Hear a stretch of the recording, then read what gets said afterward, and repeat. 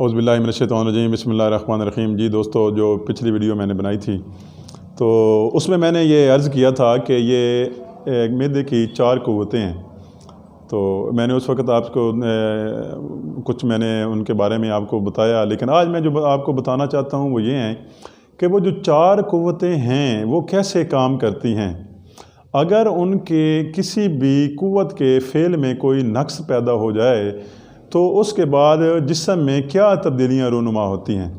تو یہ بہت ہی ویڈیو ہے میری، اگر آپ اس کو دیکھ لیتے ہیں، اس کو سمجھ لیتے ہیں تو انشاءاللہ تعالیٰ آپ اپنے آپ کو پرسکون بھی محسوس کریں گے، اپنا علاج بھی کر سکیں گے اور آپ اس ڈپریشن سے کافی باہر نکل آئیں گے۔ تو عزیز دوستو، سب سے پہلے شروع کرتے ہیں کہ سب سے پہلے جو اس کی ہوتی ہے نا وہ قوت ہاضمہ ہے۔ کسی بندے کی اگر قوت ہاضمہ خراب ہو جائے کہ ایک چیز وہ کھاتا ہے لیکن ہضم نہیں ہو رہی، کیا کرتا ہے؟ ایسے ہی ہوتا ہے، معدے میں پڑی رہتی ہے، ہضم نہیں ہو رہی، تو پھر اس کو دیکھنا چاہیے میرے بھائی کہ جو چیز اس نے کھائی ہے وہ کیا ہے۔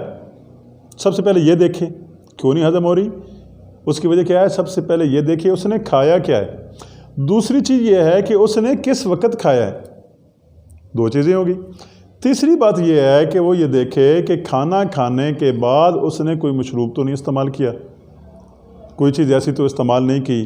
پھر آپ اس سے آگے آپ چلیں تو آپ دیکھیں کہ کیا اس نے پیٹ بھر کے کھایا ہے، کیا گنجائش تھی جو اس نے کھایا ہے یا بغیر گنجائش کے اس نے کھا لیا ہے۔ یہ چیزیں یہ قوت ہاضمہ پر بہت زیادہ اثر انداز ہوتی ہیں۔ پھر آپ ماحول دیکھیں، کس ماحول میں آپ نے بیٹھ کے کھایا ہے۔ آپ ٹینشن کے ماحول میں تو نہیں تھے، آپ بہت زیادہ چل کے آئے ہیں تو اس وقت تو آپ نے کھانا نہیں کھایا، یا کھانا کھانے کے بعد آپ نے کوئی مشقت والا کام تو نہیں کیا۔ یہ چیزیں آپ نے نوٹ کرنی ہے، پھر آپ کو پتہ چل جائے گا کہ میری قوت ہاضمہ جو ہے وہ کیوں خراب ہوئی ہے۔ اگر ان چیزوں کو آپ نوٹ کریں گے، ان چیزوں کو آپ دیکھ سکتے ہیں، آپ دیکھیں گے تو پھر آپ ان میں مینشن کر دیں گے کہ میں نے یہ کام کیا تھا جس کی وجہ سے میری قوت ہاضمہ خراب ہے، اور نیکسٹ ٹائم اس سے توبہ کریں۔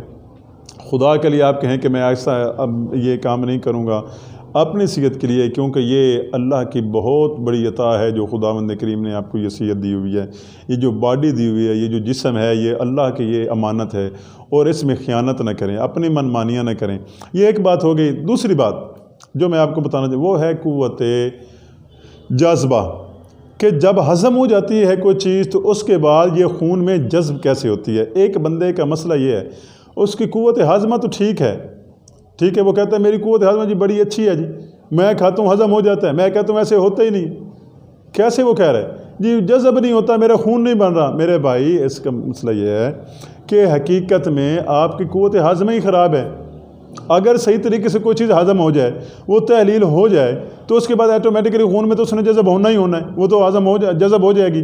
لیکن آپ کہتے ہو کہ ہاضمہ ٹھیک ہے جی، میں صبح دوپہر شام 3 روٹیاں کھا جاتا ہوں، کوئی مشکل نہیں ہوتی، لیکن میرا معدہ کام نہیں کر رہا، میرا جگر کام نہیں کر رہا۔ ایسی بات نہیں ہوتی میرے دوستوں، ایسا کبھی بھی نہیں ہوتا۔ قوت ہاضمہ جب خراب ہوتی ہے تو اس کے ساتھ قوت جاذبہ بھی خراب ہوتی ہے۔ ٹھیک ہو گیا۔ پھر آگے تیسری بات پہ آتے ہیں، وہ ہے قوت ماسکہ، ایک چیز کو سک کرنا۔ جو چیز اس معدے میں پڑی ہوتی ہے، یہ جو غذا ہے معدہ اس کو سک کرتا ہے، اس کو قبول کرتا ہے، پھر اس پہ کام کرنا شروع کرتا ہے۔ اس کو قوت ماسکہ کہا جاتا ہے۔ پھر آگے چلتے ہیں تو ایک آتا ہے کہ اس کو کہتے ہیں قوت دافعہ۔ قوت دافعہ، سب سے بڑی بیماری کا نام یہ ہے قبض۔ تو جس کی قوت دافعہ متاثر ہوتی ہے تو وہ شخص قبض کا شکار ہوتا ہے، اور قبض کے بارے میں حکماء کا، علماء کا یہ قول ہے کہ وہ کہتے ہیں کہ یہ ام الامراض ہے، یہ تمام بیماریوں کی جڑ ہے، یہ تمام بیماریوں کی ماں ہے۔ ٹھیک ہے، تو ان میں سے میں آپ کو کہتا ہوں تو یہ ہوتا کیوں ہے، یہ قوت دافعہ ایک بندے کی کیوں خراب ہوتی ہے؟ اس کی وجہ یہ ہے کہ آج کے دور میں یہ جو چل رہا ہے پیزا، شاورما، برگر، یہ لوگ کھانے کے قریب نہیں جاتے۔ پھر یہ جو ہمیں آٹا مل رہا ہے، وہ جو آٹا ہے وہ چکی کا نہیں ہے، وہ دیسی گندم کا آٹا نہیں ہے، وہ دوسرا سفید آٹا استعمال کر رہے ہوتے ہیں، اس وجہ سے یہ ہمارا مسئلہ بن جاتا ہے۔ تو دوستو، اب آپ کو اس سمجھ آ گئی ہوگی کہ سب سے پہلے آپ نے کرنا کیا ہے۔ آپ کوشش کریں، سب سے پہلے آپ دیکھیں کہ آپ کیا کھا رہے ہیں، اس سے آپ پھر آگے آپ دیکھیں کہ کیا وہ جذب ہو رہی ہے یا نہیں ہو رہی۔ پھر آگے آپ دیکھیں کہ اگر اس میں قوت دافعہ کا مسئلہ بن رہا ہے تو پھر یہ کیوں بن رہا ہے، یہ ساری چیزیں آپ نوٹ کریں۔ نوٹ کرنے کے بعد آپ اپنی کاپی پینسل لیجئے گا، ان پہ نوٹ کر لیجئے گا آپ کو کیا مسئلہ ہے۔ میرے آنے والی ویڈیو میں یقین سے کہہ رہا ہوں کہ جو مسائل آپ اپنی کاپی پینسل لے کر آپ لکھ رہے ہوں گے نا، ان سارے مسائل کا حل اگلی ویڈیو میں انشاءاللہ تعالیٰ میں آپ سب کو کنفرم کر دوں گا کہ یہ جو آپ کے مسائل ہیں یہ کیسے حل ہو سکتے ہیں، اور اس میں آپ کو میں حل بھی بتاؤں گا، ان کے نسخہ جات بھی بتاؤں گا، اور انشاءاللہ تعالیٰ آپ لوگ اس بیماریوں سے بچ سکتے ہیں۔ والسلام۔